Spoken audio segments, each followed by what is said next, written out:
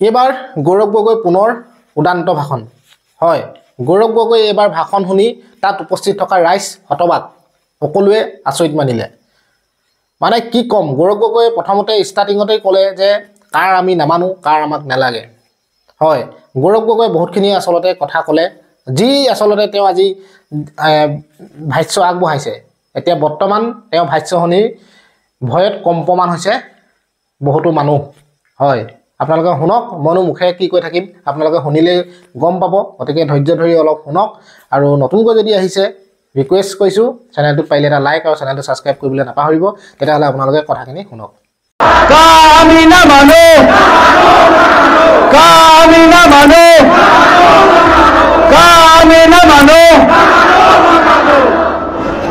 আৰু বেছি চৰিলে বিজেপি ভয় খাই যাব ইতিমধ্যে ভয় খালেই ভাবা নাছিলে ভাবিছিলে যে যোৰহাটত কোনোবা বেলেগজনে আহিব এতিয়া তেওঁ আটাইতকৈ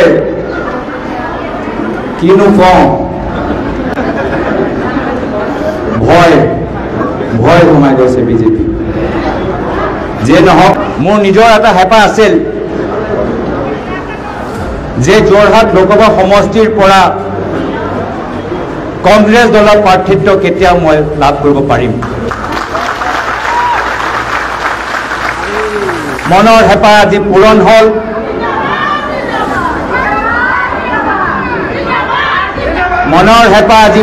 হ'ল কিন্তু মনত এটা দুখ যে যদি আজি আমালোকৰ মাজত প্ৰয়াত মুখ্যমন্ত্ৰী তৰুণ গগৈ থাকিলেহেঁতেন আজি নিজৰ পুত্ৰক যোৰহাট লোকসভা সমষ্টি প্ৰাৰ্থিত্ব পোৱাৰ পিছত যথেষ্ট গৌৰৱ অনুভৱ কৰিলেহেঁতেন সদায় মনত এটা কথা লুকাই ৰাখিছিল যে ল'ৰাটো ৰাজনীতিত কেতিয়া সোমাব কিন্তু মোৰ ওপৰত কেতিয়াও হেঁচা দিয়া নাছিল আৰু সেইকাৰণে ময়ো নিজে নিজৰ জীৱন ব্যৱহাৰ কৰিলোঁ উচ্চ শিক্ষা গ্ৰহণ কৰিলোঁ চাকৰি কৰিলোঁ বাহিৰ বিদেশত পঢ়িলোঁ বিয়া কৰিলোঁ আৰু তাৰ পিছত যেতিয়া 2010 চনত তেখেতৰ মুম্বাইত এটা হাৰ্টৰ সাৰ্জাৰী হৈছিল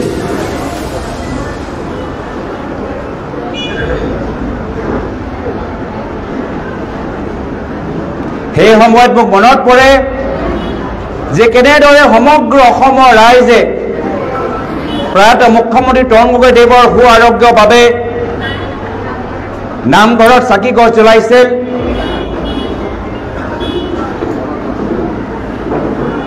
প্ৰাৰ্থনা কৰিছিল তো মই ভাবিছিলোঁ যে যিজনক মই সৰুকালৰ পৰা ইমান পোৱা নাই আজি তেওঁ সু আৰোগ্যৰ বাবে সমগ্ৰ অসমৰ মানুহে যিদৰে প্ৰাৰ্থনা কৰিছে সঁচাকৈ বিজেপি দলে যিমানে কৈ থাকক মই এজন প্ৰয়াত মুখ্যমন্ত্ৰী তৰুণ গগৈদেৱৰ পুত্ৰ হৈ মই গৌৰৱ অনুভৱ কৰোঁ মই বুকু ফুলাই কওঁ যে মই প্ৰয়াত মুখ্যমন্ত্ৰী তৰুণ গগৈদেৱৰ সন্তান মোক কোনো কথা লুকাবলৈ নালাগে আৰু 2011 চনত যেতিয়া বিধানসভা নিৰ্বাচন হ'ল তেওঁ শাৰীৰিকভাৱে দুৰ্বল এক বছৰ আগতে তেওঁ সাৰ্জাৰী হৈছিল সেই সময়ত মই ভাবিলোঁ যে এজন সন্তান হিচাপে মোৰ কৰ্তব্য যে মোৰ পিতৃ শাৰীৰিকভাৱে দুৰ্বল বিধানসভা নিৰ্বাচন সমাগত তেওঁ সহায় সহযোগ লাগিব গোটেই অসম তেখেতৰ লগত থাকি মই ভ্ৰমণ কৰিলোঁ তথাপিও মই ভাবা নাছিলোঁ যে মই ৰাজনীতিত সোমাম কিন্তু তেখেতৰ লগত মই ৰাজনীতিৰ কথা জানিবলৈ শিকিবলৈ এটা সুযোগ পালোঁ ৰাজনীতি মানে মাত্ৰ ক্ষমতা নহয় ৰাজনীতি মানে মাত্ৰ নিজৰ ব্যক্তিগত ধন সম্পত্তি বৃদ্ধি কৰা নহয় ৰাজনীতি মানে নিজৰ বাগান নিজৰ ৰিজৰ্ট খোলা নহয় ৰাজনীতি মানে মাত্ৰ ভোটৰ কাৰণে ধৰ্ম ৰাজনীতিকৰণ কৰা নহয়। ৰাজনীতি মানে ভোটৰ কাৰণে সমাজৰ মাজত সংঘাত সৃষ্টি কৰা নহয়। ৰাজনীতি হ'ল ৰাইজক সেৱা কৰা, অসমক আগুৱাই লৈ যোৱা, সেয়া হ'ল ৰাজনীতি। আৰু সেইখিনিয়ে কথা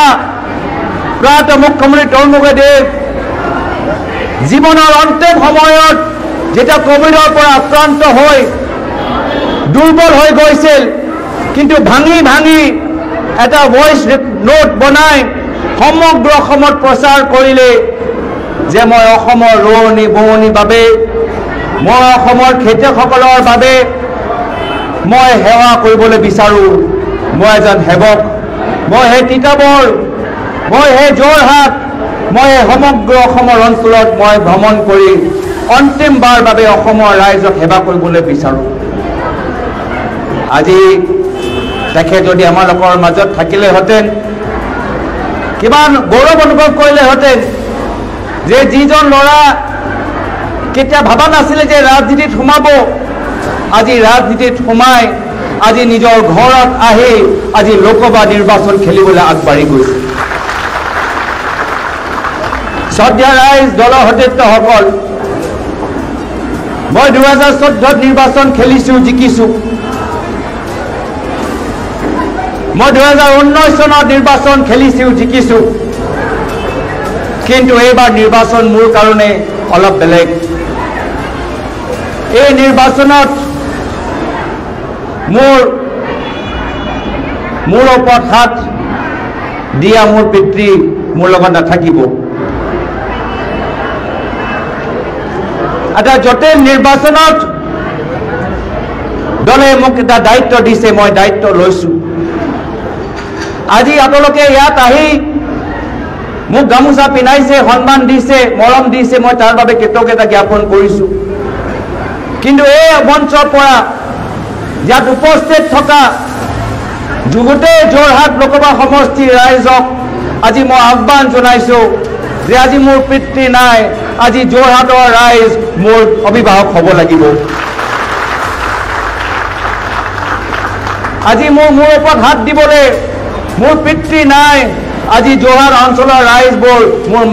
মোৰ ওপৰত হাত দি আশীৰ্বাদ প্ৰদান কৰি আমি শেষত গৈ যোৰহাটটো জিকাব লাগিব।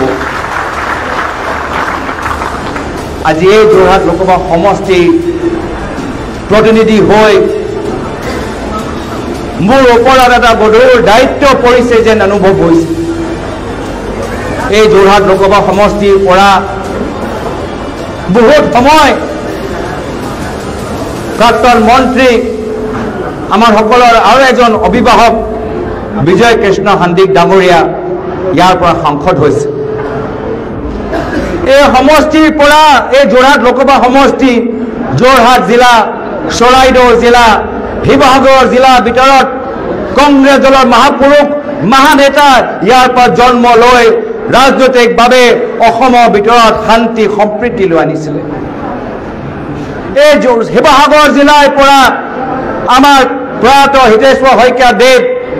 অসমৰ বেয়া দিনত আমাক শান্তি এটা পোহৰ, এটা সম্প্ৰীতি এটা পোহৰ সৃষ্টি কৰিলে।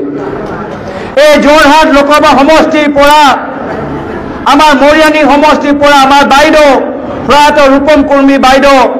আমাৰ লোকৰ মাজত এটা নতুন সাহস সৃষ্টি কৰিলে আৰু চাহ জনগোষ্ঠীৰ ৰাইজৰ মাজত তেওঁলোকে যে ৰাজনৈতিকভাৱে সবল হ'ব পাৰে এনেকুৱা এটা পৰিৱেশ সৃষ্টি কৰিলে। এই যোৰহাট লোকসভা সমষ্টিৰ পৰা টিয়কৰ প্ৰাক্তন বিধায়ক মেম্বৰ গগৈদেৱ দেখাই দিলে যে কেনেদৰে আমি সহজ সৰল হৈ আমি ৰাইজৰ বুকুৰ মাজত আমি সোমাব পাৰোঁ। এই যোৰহাট লোকসভা সমষ্টিৰ পৰা শিৱসাগৰৰ প্ৰাক্তন বিধায়ক আমাৰ অসম বিধানসভাৰ আমাৰ স্পীকাৰ প্ৰাক্তন প্ৰয়াত প্ৰণৱ গগৈদেৱে আমাক শিকাই দিলে যে অসমীয়া মানে কি, অসমীয়া স্বাভিমান কি হয়। এই যোৰহাট লোকসভা সমষ্টিৰ পৰা আমাৰ সোণাৰী প্ৰাক্তন বিধায়ক আমাৰ দলৰ এজন জ্যেষ্ঠ অভিভাৱক, অলপ সময় আগতে আমি তেওঁক হেৰুৱালোঁ, আমাৰ প্ৰয়াত শৰৎ বৰকটকী ডাঙৰীয়াই আমাক শিকাই গ'ল যে বেয়া দিনতো আমি কংগ্ৰেছ দল কেনেকৈ কৰিব লাগে। আজি এই যোৰহাট লোকসভা সমষ্টিৰ পৰা আমাৰ আমগুৰি প্ৰাক্তন বিধায়ক আমাৰ প্ৰাক্তন প্ৰদেশ কংগ্ৰেছৰ সভাপতি মাননীয় অঞ্জন দত্ত ডাঙৰীয়া আমাক শিকাই গ'ল যে এখন চৰকাৰী বিভাগ কেনেকৈ চলাব লাগে, এখন দলটোক আমি কেনেকৈ নেতৃত্ব দিব লাগে। আজি এনেকুৱা এটা সমষ্টিত,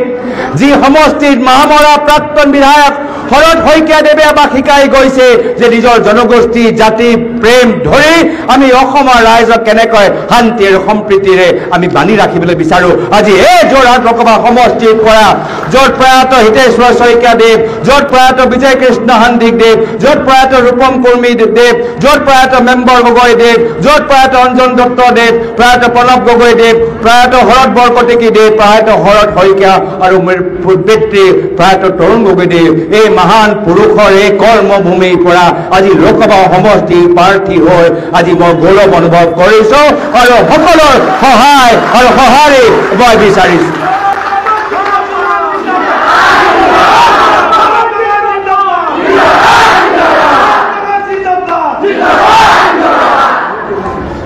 অসমৰ ৰাজনৈতিক পৰিৱেশৰ বাবে আপোনালোকক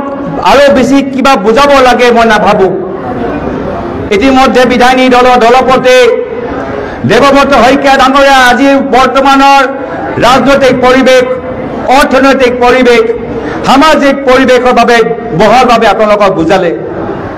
তেওঁ আগতে আমাৰ তিতাবৰ সমষ্টি বিধায়ক ভাস্কৰজ্যোতি বৰুৱা ডাঙৰীয়াই খুব সুন্দৰকৈ বুজালে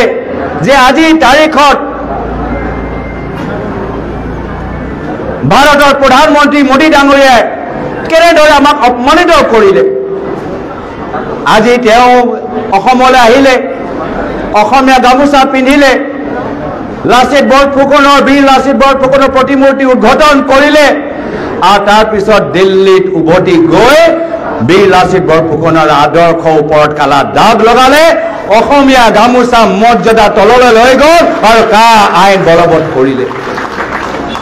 এই ধৰণৰ বিশ্বাসঘাতৰ প্ৰত্যুত্তৰ আমি অনাগত দিনত দিম। আমি ৰাজনৈতিকভাৱে যুঁজিম। বিজেপি কৰ্মীখিনি আহিব, বিজেপি মন্ত্ৰীখিনি আহিব, মুখ্যমন্ত্ৰী আহিব, প্ৰধানমন্ত্ৰী আহিব,